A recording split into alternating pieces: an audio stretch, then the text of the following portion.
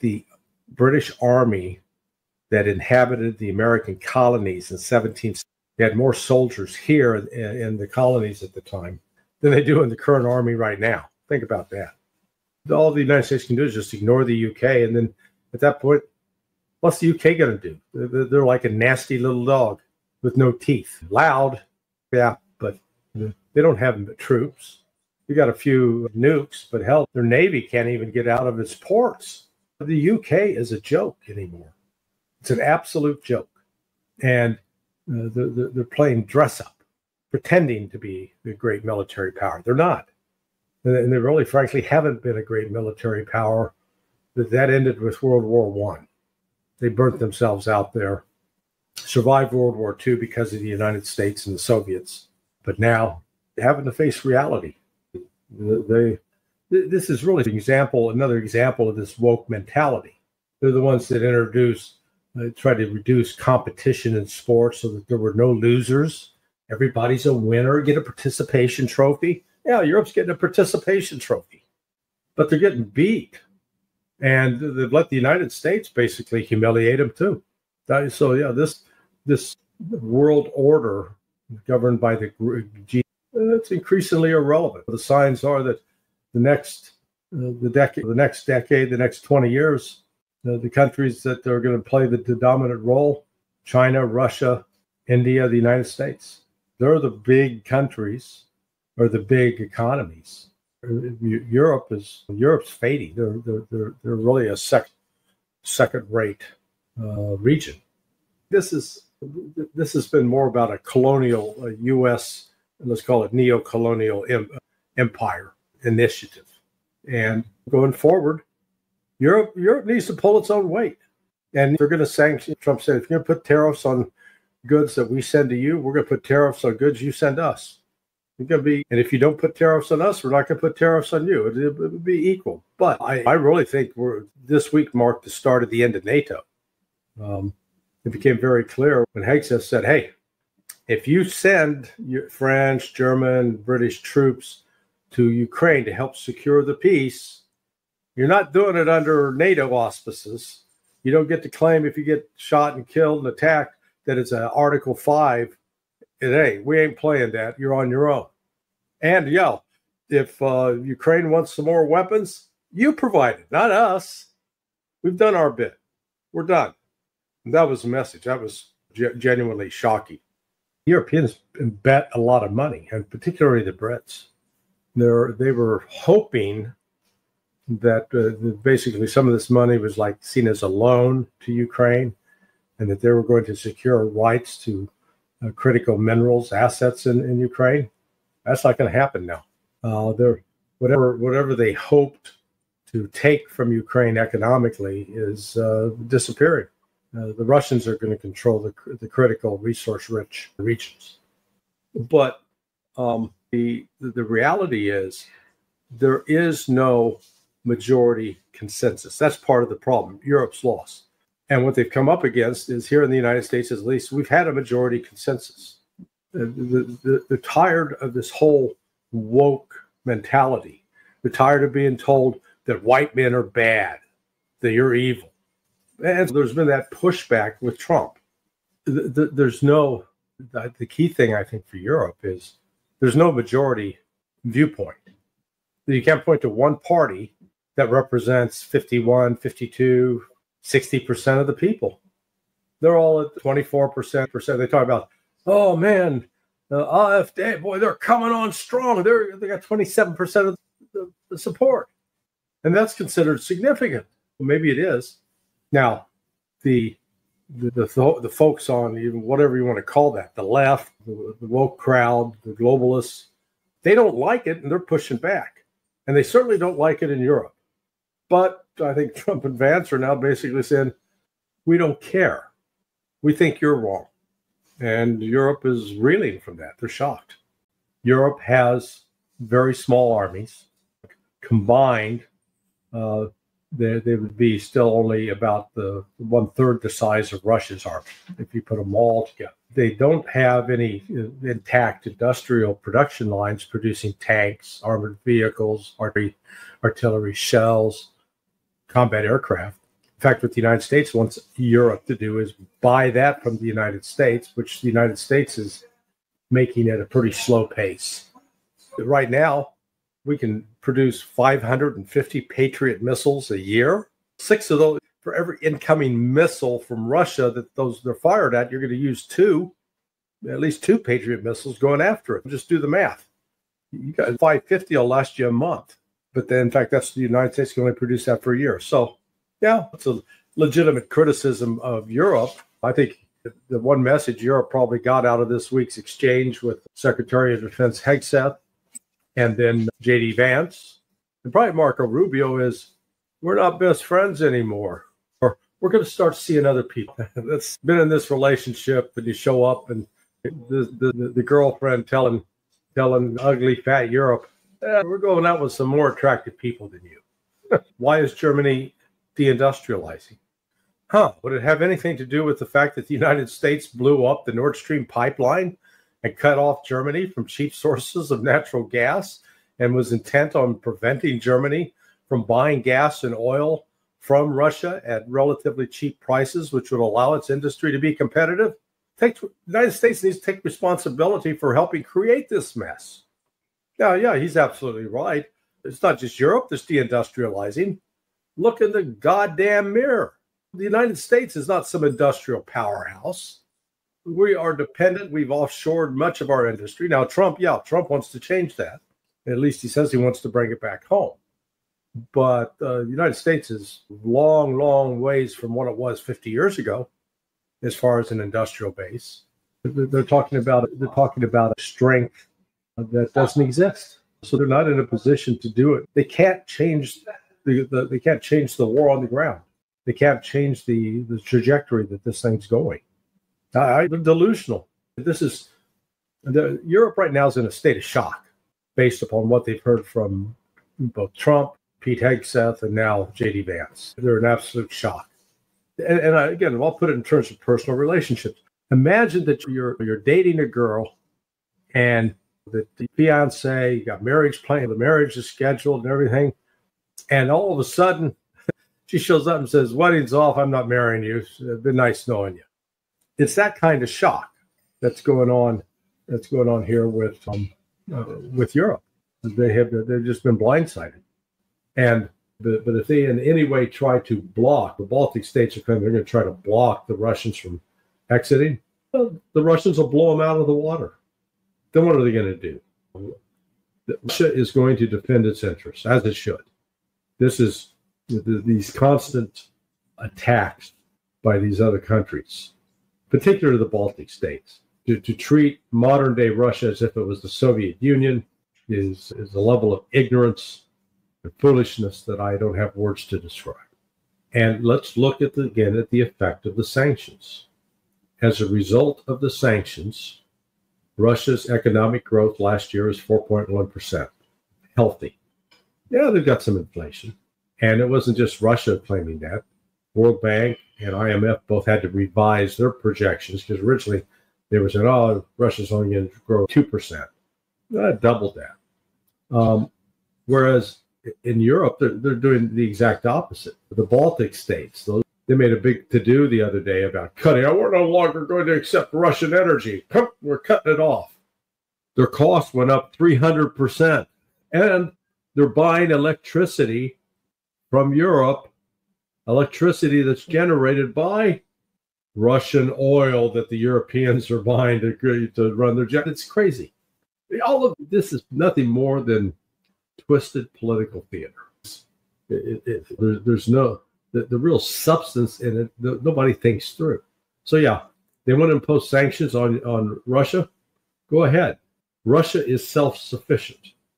I've made that point for 3 years now. They don't need anything from the West, which is one of the things they came to discover as a result of the sanctions. Whereas Europe and the United States, they do have needs of some of the rare earth minerals, if nothing else, uranium. They need what Russia has. And so when they impose these sanctions, they are just hurting themselves.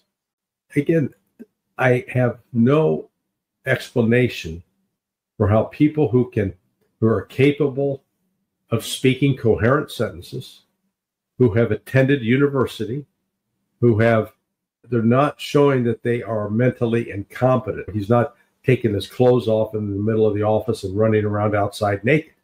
So he seems to be mentally intact. And yet, to say something that's like this is so abjectly stupid and dangerous. Because remember, that's the other caveat that Hegseth put out there. Hey, if you guys decide to go in and provide security, get involved in Ukraine, to put your troops on the ground, you're not doing that as NATO troops. And if you get attacked, you don't come crying to us about Article 5. Oh, they've attacked us. You got to help us. No, he said, we're done. Not our problem. It's your problem. So when you get down to 25,000, you'd be looking at actually 90%, 80% of Britain's actual combat capability, which would be deployed, which is nothing. That number is nothing. That's about the size of the Ukrainian force that went into Kursk in August. And now here we are coming up on 6 months later. They're still there getting killed. But they continue to flood people in, and over 60,000 have been killed and wounded, according to Russian estimates. Starmer I think he thinks he's going to come to Washington and talk to Trump. I'd be shocked if Trump receives him. I mean, remember, Starmer was the one who sent members of his own political party over to the United States to campaign for Kamala Harris. That's more meddling than anything the Russians are alleged to have done in 2016. And yet it's supposedly okay because they're Brits. Look, I'm of British-Irish descent, okay? So, yeah, it is literally genetically cousins with them. But what the British government and security services have become is an embarrassment. And that gets into what with J.D. Vance's remarks, which have just pushed the Europeans all over the edge. The reality is this. You face a greater risk if you go to Russia, go to Moscow, and go to London. I think J.D. Vance was too polite in his remarks about basically the enemy within that Europe represents. The only problem with J.D. Vance's remarks is the U.S. hypocrisy of, condemning Europe for not allowing free speech. At the same time, in the United States, we will attack those who speak out on behalf of the Palestinian people. So there is that hypocrisy. The essence of what Vance was saying was spot on. Europe is an irrelevancy, and they can cobble together all the troops they want. If they send troops into Ukraine, they will die. That's one certainty that we can take from all of this. Now, so I think Trump is going to end U.S. involvement in NATO, but he's not going to do it in an upfront confrontational way. It's going to be it'll die away. But one of the reasons, because many of these NATO countries, most prominently the United Kingdom, were actively involved in spying and developing a covert action against Donald Trump in 2016 to try to prevent him to become president, and then continued to try to sabotage and undermine him. They meddled in the U.S. presidential election, UK especially. I think that's one of the reasons that the United States turned to the Brits last week or a week and a half ago and said, okay, you're in charge of the group now that has to round up all the support for Ukraine. You take on that job, knowing full well that the Brits can't do it and that they'll fall flat on their face. It's just, it's one other message. The Brits are not the friends of the United States, or at least of the Trump crowd. They may like the blue hair, green hair crowd, but that's not Trump. So this individual who, just what a pathetic sight. You get all weep. What they're weeping over is the years of taking money from the United States and getting wealthy. My understanding is the average member of the European Union that is there as a delegate, they made like $250,000 a year. It's a huge amount of money. This is a money train. That's part of the reason I think the United States doesn't want to be around people like that. I can say I have fairly a couple of derogatory expressions in mind that I just probably better not for me to say. But Europe's irrelevant. The United States, on the one, let's talk about practically, economically, militarily. No reason in the world that the United States should be there, being the front line of defense for Europe. This ain't 1946, and even then it was a lie. No, we had to protect Europe from the Soviets. No, it was really probably, I think, more of a plan of Western imperialism and this needless confrontation with the then Soviet Union. But what Russia is today, it's not the Soviet Union. It's not a communist state. And these people that continue to push the lie that Putin and others are intent on reconstituting, quote, the Russian Empire. I like it. You remember all those Russian colonies in Africa and Asia and South America? Neither do I, because they didn't exist. It is the height of hypocrisy to listen to anybody from the United States or Europe talk about colonial empire, Russia being an empire, aspiring empire, when it's the United States and Europe that have been consistently going out, occupying the territory of other countries that are far outside the boundaries of their nation. Well, Europe, almost across the board, is in a significant recession. They're economically struggling. They're not prospering. They're not facing low unemployment and not able to find workers because all the factories are up and running. Particularly, you got to worry about the big three, about Germany, France, England, or the United Kingdom. All three are in real trouble. Germany is deindustrializing. Europe is irrelevant, which is the reality. Europe is, as I said, is they are the attendant. Like a professional golfer will have a caddy. That's all Europe is. Europe's a lousy caddy. They're a tag along. They don't bring anything to the table. They bring very little money.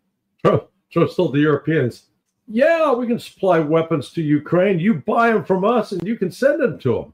Hey, buy all of our Abrams, we'll make them for you, the Europeans, and whatever you do with them, hey, man, it's your business. They've got a problem in Europe where they've wanted to unite, to have, we're European. So you've got this disconnect. Because in each country, you've got nationalists in Germany and France and England and Italy and Spain, Portugal, Romania, you just go down the list, Poland, that they value their own nation first and foremost, and they don't want to necessarily have it sacrificed on the altar of Brussels. But that's where it's been. And now they've got themselves in a real dilemma. Who, as you correctly note, who speaks for the people of Europe? The folks, Orban and Fico, they've got a completely different perspective from, say, Tusk and Macron and Starmer. So there is no unity, and that lack of unity spills over into NATO as well. What Trump is doing right now and taking on this bureaucracy and money that Congress has appropriated, it's all part of a grift. I really wish people would start we'd get a comprehensive list of the net worth of every member of Congress from when they entered into Congress until now. Elizabeth Warren reportedly has made $10 million during her time as senator. They only get paid $200,000 a year. I don't care how good of an investor you are. You don't make that kind of money. Where's she getting the money? Nancy Pelosi, multi-millionaire. The same for Mitch McConnell. The United States likes to sit on its white throne of moral judgment and tell other countries about how corrupt they are. Look, Ukraine, most corrupt country in Europe. I would argue that one of the most corrupt countries in the world is the United States.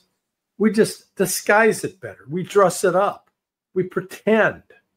But look at the Clinton Foundation as an example.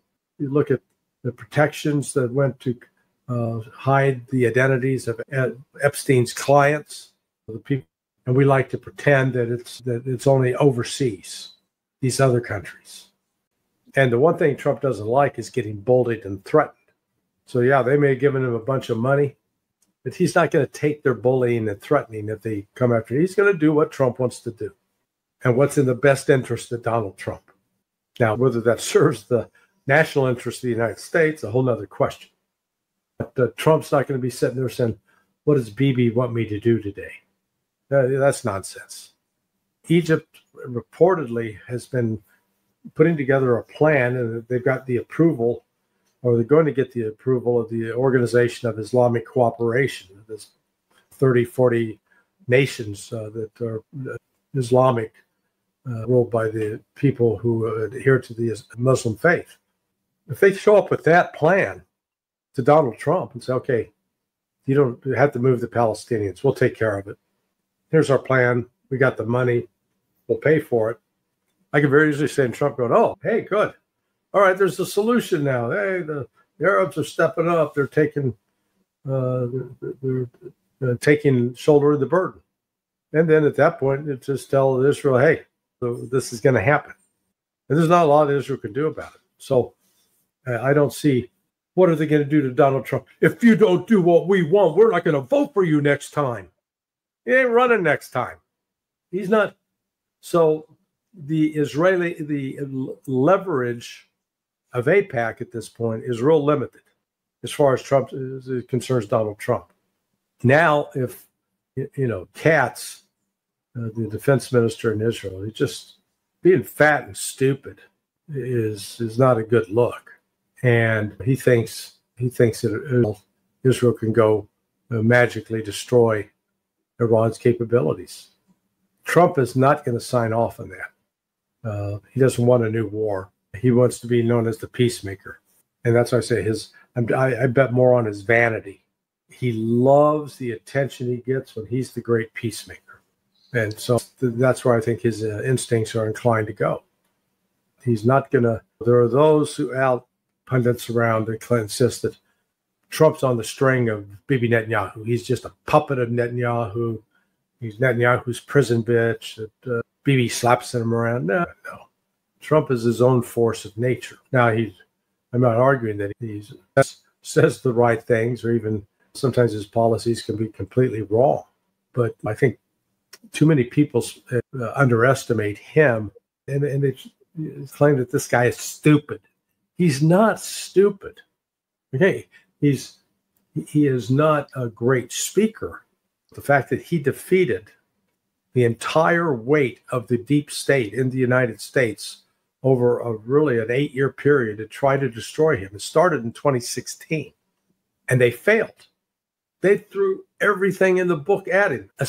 He's not Chauncey Gardner from the movie Being There, who is basically a mentally retarded guy that got to be president of the United States.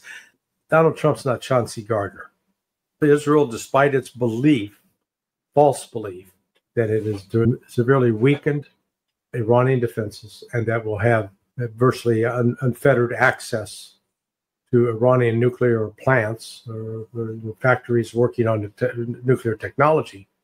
The fact of the matter is that their airplanes, missiles will be shot down, so a large number of them. And then Iran will retaliate. It had vowed retaliation for the attacks on October 27th and never did it. And I think part of that was at the behest of Russia. Russia encouraging them to show restraint, to not provide a provocation, if you will, to take the high road. And as a consequence of doing that, they'd get a signed security arrangement with Russia, which happened on January 17th. That all the hostages aren't released, they're going to be held to pay. Okay. Even Israel has backed off of that. So despite Netanyahu going back and repeating it, they've now backed off of that. Hamas is now going to release 3 more hostages. And still the Israelis are violating the ceasefire. But I think someone is advising, and it may be the Russians. They could be helping advise Hamas behind the scenes to let the Israelis hang themselves. You don't give them the rope to hang you. Europe is an underage child as far as the United States is concerned. They bring nothing to the table. They don't control vast swaths, vast resources.